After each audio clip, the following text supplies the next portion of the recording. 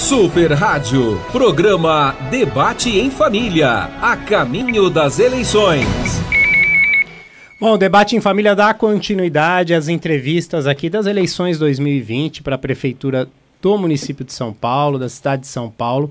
E hoje recebemos Andréa Matarazzo, candidato à Prefeitura pelo PSD aqui de São Paulo. Muito bom dia, Andréa.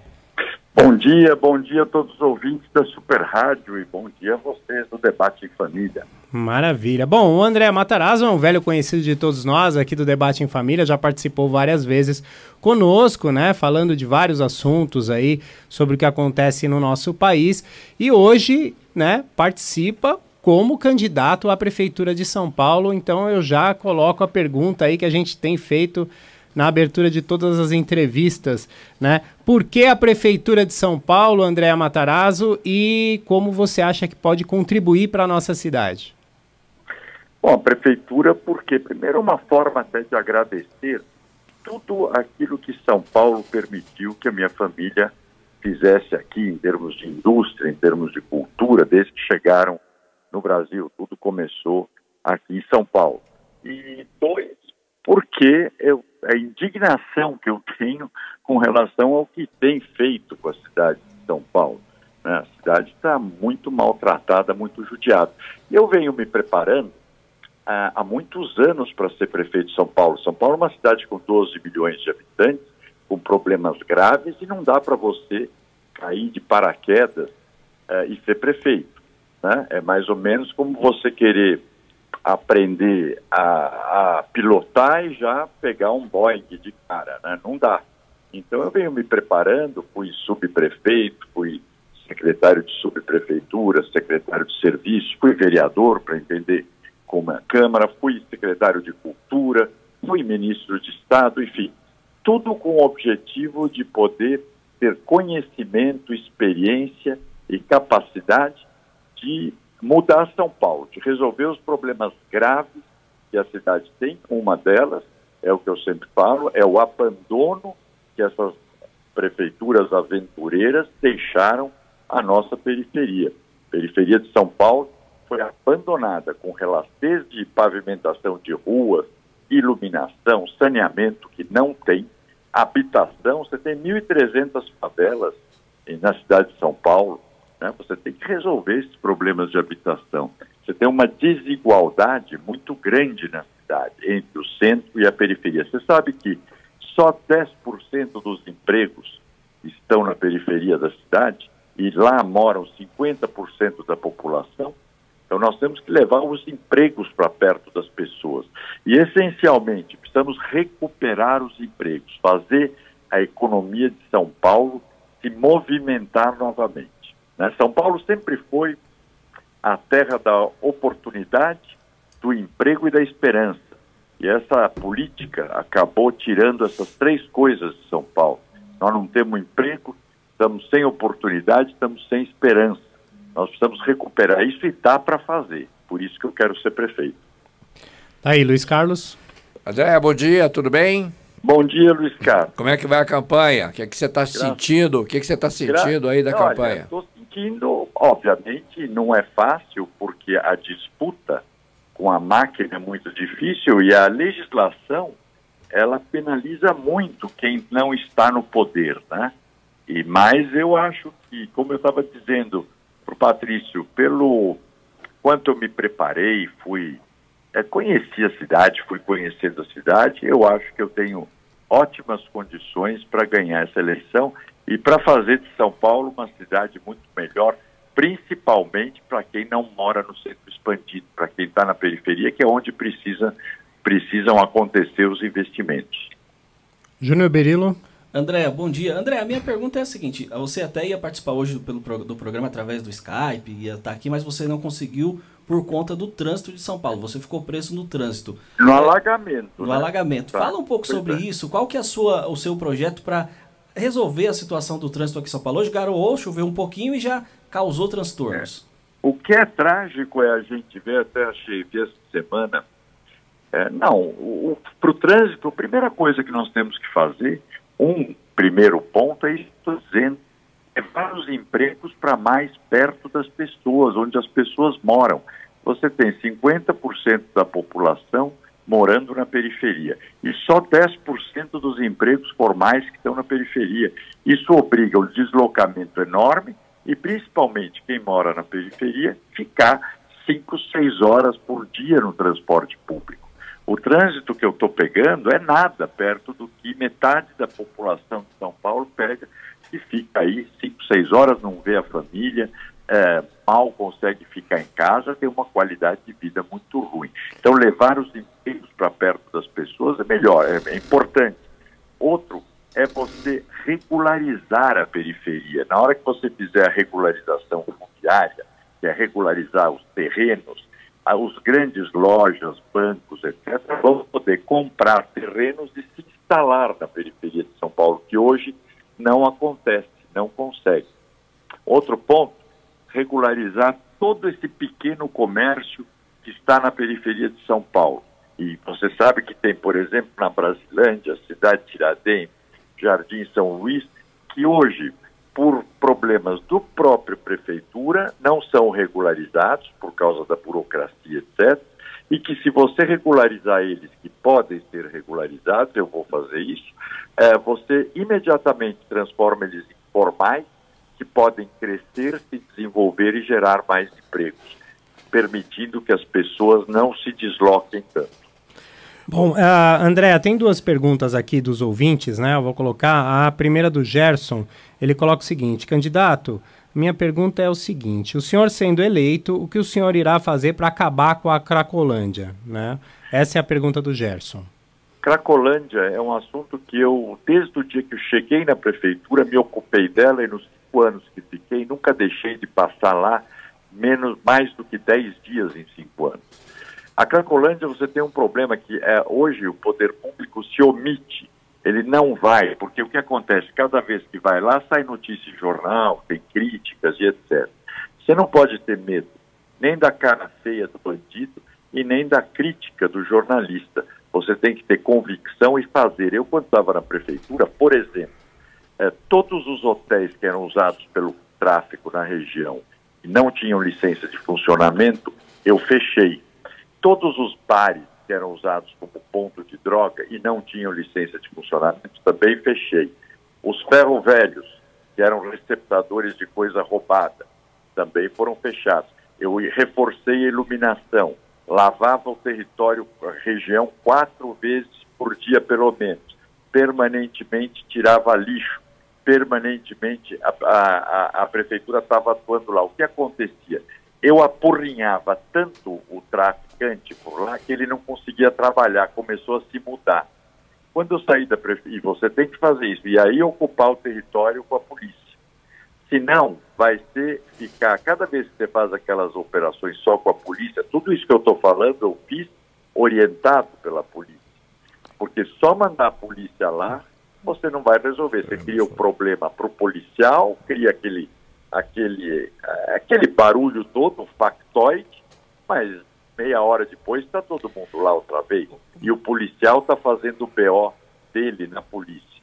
Então, resolver a Cracolândia, você tem que ocupar o espaço. Você não pode permitir que tenha. E eu já fiz isso, por isso que eu estou falando que dá para fazer, porque eu já fiz e vou fazer de novo. Então não é que são ideias, são coisas que funcionaram. Nunca entendi por que os prefeitos depois abandonaram a ideia e hoje você tem 2.200 pessoas lá vivendo como zumbis na região e mantendo o Bom Retiro, o Campos Elíseos como refém do tráfico. É exatamente isso, André, que eu queria completar na minha pergunta a você. Uma das denúncias que está existindo e está realmente acontecendo é que a prefeitura hoje ela simplesmente varre aquela situação toda ali da Cracolândia durante praticamente 4 vezes por dia, né? E a um custo de R$ 26.900, me parece, esse é o valor que foi colocado. Isso não resolve absolutamente nada, no meu ponto de vista. Você simplesmente limpa um pouco o lugar onde vai ser sujo em seguida. Você não acha que... Lá não é questão de limpar, lá você tem que tratar o dependente químico e tem que tirar, libertar aquela região, os bairros do traficante. É isso, mas colocar onde, André? O traficante eu não sei. Não, a população. Onde colocar essa população que está ali? O dependente químico que está ali realmente. O dependente químico você tem que, você tem que internar, outro, a prefeitura tem que ter, em vez de gastar dinheiro como gastou, o prefeito criou o seu próprio alagamento no Anhangabaú, fazendo uma fonte luminosa de 100 milhões de reais, gasta esse dinheiro em convênio, por exemplo, com as igrejas, para colocar todo aquele pessoal em tratamento durante o dia e durante a noite. O que você tem é que ter um lugar e tem que ter espaço e pessoas especializadas para tratarem dessas pessoas. Quem faz tratamento de álcool e droga na cidade hoje? Quem faz assistência social não são as igrejas? O que elas não têm é fôlego para fazerem na dimensão que o município precisaria. Agora, o município tem esse fôlego, não tem a mão de obra nem a experiência para fazer. Mas existem algumas denúncias, André, isso aqui é a minha pergunta, de que a própria prefeitura, ela não nessa gestão, também em outras gestões, onde realmente abastece as ONGs, ou seja, essas instituições que tomam conta do morador em situação de rua, que toma conta exatamente ou procura ajudar as famílias que não têm residência, que não têm local para morar, né, criando exatamente uma situação de caos na cidade. Essas ONGs, elas acabam recebendo o dinheiro da prefeitura e não são fiscalizadas e controladas por isso, né? Porque, na verdade, não adianta você receber. A gente sabe de casos de valores altíssimos, né, para manutenção de pessoas na rua, porque em situação de rua. Porque o que a gente vê é o seguinte, o que precisa de se definir na cidade de São Paulo, porque a cidade de São Paulo não é uma cidade, você muito bem já colocou isso aqui várias vezes no debate em família. São Paulo não é uma cidade, São Paulo é um país. A cidade de São Paulo é um país, é maior do que muitos países do mundo. Então, o que acontece numa situação dessa? Eu não tenho o direito de ir e vir, mas o morador de rua tem o direito de ficar. Sabe, a pessoa que está na Cracolândia tem o direito de ficar ali. Quer dizer, eu acho que isso tem que ser mudado, como você acabou de falar aí agora. E você está dando, uma possibilidade. Mas essa é a possibilidade? Será que é isso realmente? É a possibilidade, eu estou te dizendo. Eu já fiz. Por isso eu sei que funciona. E na época, se você der um Google, você vai ver o quanto eu fui criticado por imprensa. Eu acompanhei, André, nós acompanhamos. Imprensa e outros, então. Porque justamente na minha concepção, e eu tenho essa convicção, que o poder público, ele tem que arbitrar isso. O morador de rua tem que ser cuidado e tratado. Mas o habitante da cidade que não está na rua tem os direitos dele. E os dois têm que ser respeitados. E o poder público tem a obrigação de fazer esse arbítrio. Exatamente. Não deixar com que, por exemplo, aqueles noias que estão lá impeçam as famílias que moram na região de entrar e sair de casa. Isso não tem o menor cabimento. É verdade. Você ser obrigado a ser agredido, ou ser roubado, ou ser assaltado todo dia. Isso não tem cabimento e não pode acontecer. Agora, ultimamente, cá entre nós, e essa gestão, essa prefeitura em especial, está preocupada com a eleição, não está preocupada com a população. Esse é o grande problema de todas as últimas administrações que nós tivemos. E esse é o grande problema da política brasileira e por isso que o país está como está. Todo mundo está preocupado com a eleição, não está preocupado com a população. Ainda sobre esse assunto, rapidinho, André, você é a favor da internação compulsória para esses dependentes químicos? Não tem a menor dúvida. Eu sempre falo, e já era na época que era bem mais complicado dizer isso, porque tinha uma patrulha ideológica muito grande. O que você faz? Quem tem um parente dependente químico sabe disso. O cara vai morrer. Se você deixar, ele vai morrer. Internação compulsória você faz... Primeiro tem protocolos, 2, 3 psiquiatras têm que analisar, ver se é o caso, etc., para tratar, porque senão a pessoa morre. Então eu sou sim a favor. Eu acho que tudo que você puder fazer para preservar a vida de alguém, você tem que fazer. Bom, outro ouvinte nosso aqui, o Miro Mota, manda uma pergunta pelo seguinte, né? O Miro Mota fala muitas vezes sobre esse assunto né? E ele já perguntou para os outros candidatos aqui e agora perguntou para o senhor também. Ele fala muito dos asfaltos, da qualidade do asfalto de São Paulo. Zeladoria. A zeladoria de uma forma geral, né? Na opinião dele, a cidade toda está abandonada, não só a periferia, na opinião dele, a cidade como um todo está abandonada. Ele fala muito dos bairros da Moca, do Ipiranga e da Vila das Mercês, né? Deve ser o trajeto dele ali várias vezes, então ele coloca ali esses bairros aí e principalmente cansa de dizer, já foi alvo até de reportagens também, essa rua, essa avenida, né? Que é a Presidente Wilson, né, ao qual trafega muitos caminhões ali e é um buraco atrás do outro e aquilo já está lá há muito tempo e nada é feito. Já fizemos um programa aqui sobre isso. Já fizemos até um programa sobre isso. Como cuidar da zeladoria de São Paulo e esses buracos todos aí que o Miro Mota falou, ele gostaria de saber qual é a solução para isso tudo. Ô Patrício, vou te dizer, a Presidente Wilson, desde o começo da gestão, você vê, não tem nem a base do asfalto, mas já está na terra os buracos. São crateras que você cair com a roda dentro, o carro fica, não tem como sair. A zeladoria tem que ser feita pelas subprefeituras, isso é um primeiro ponto. Só que subprefeitura é um negócio que não pode ser usado como é usado politicamente e fica trocando de subprefeito de acordo com a vontade dos partidos. Você pega a subprefeitura do Ipiranga, por exemplo, esses 3 anos teve 6 subprefeitos. Você acha que isso pode ir bem? Não. A maioria já teve 2, 3, 4. E normalmente pessoas que não conhecem a administração pública e não conhecem a região. Então esse já é o primeiro ponto. Então para funcionar a zeladoria tem que ter um subprefeito da confiança do prefeito, ter preferência que seja da região. Isso é uma coisa que é de preferência, não necessariamente, mas de preferência. Que conheça a administração pública e que saiba ouvir a população, porque quem sabe da prioridade de um bairro é quem mora e quem trabalha naquele bairro. Isso é o primeiro ponto. Segundo ponto, zeladoria tem que ser feita do primeiro dia de governo até o último. Não é fazer agora, como estão fazendo agora nessa correria, quebrando calçadas da cidade inteira para fingir que está trabalhando, pintando poste de branco e calçada, que é um negócio ridículo, recapeando só vias onde passa muita gente, independente de ter buraco ou não ter buraco.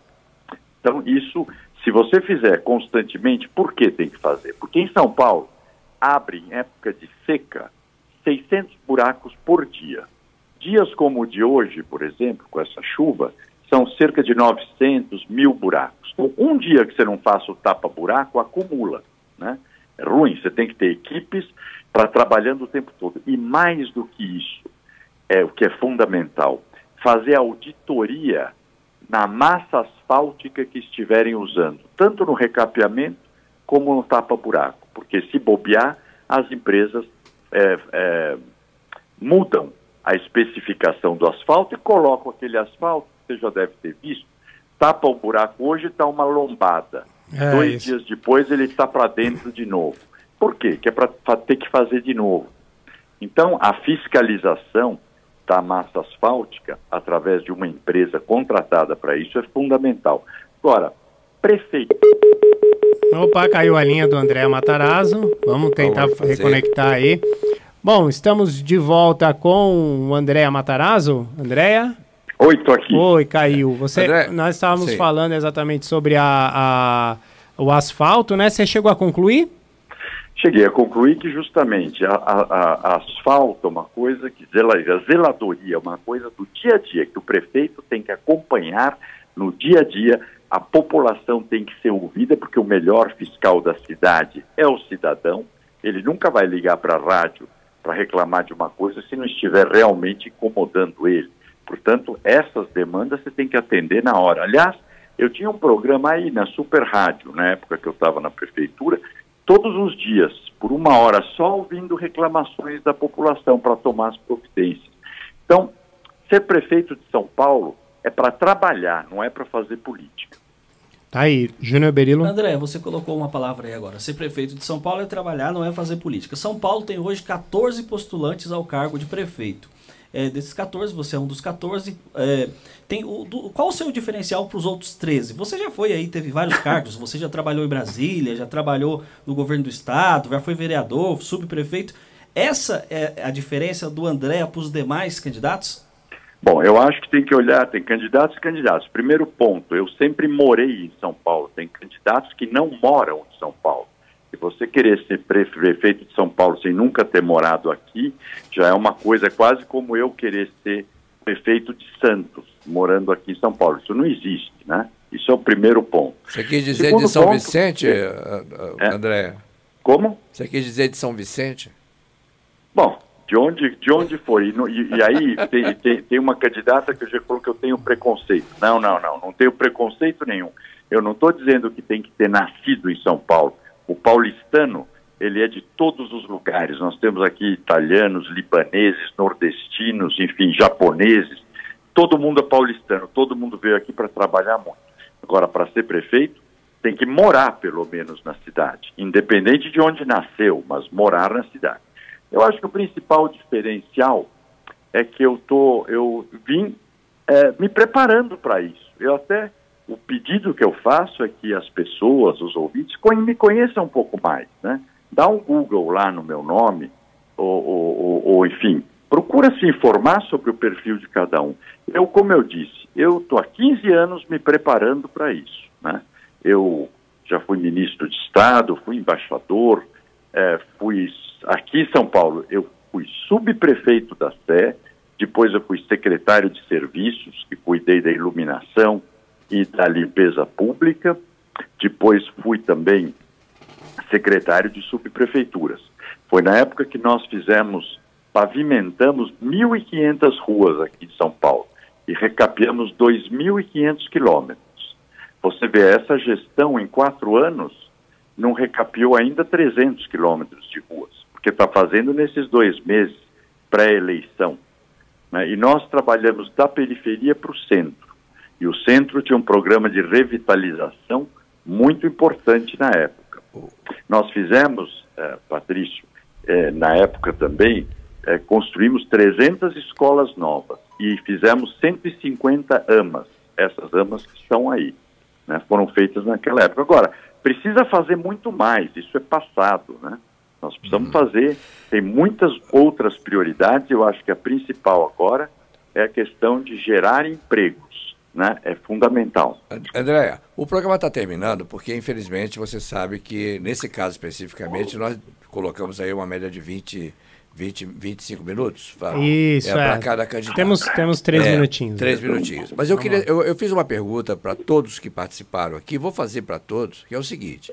Um dos maiores problemas que nós temos no trânsito de São Paulo, além do trânsito, é óbvio, né? São os motociclistas, né? Os chamados motoqueiros, de uma forma geral, né?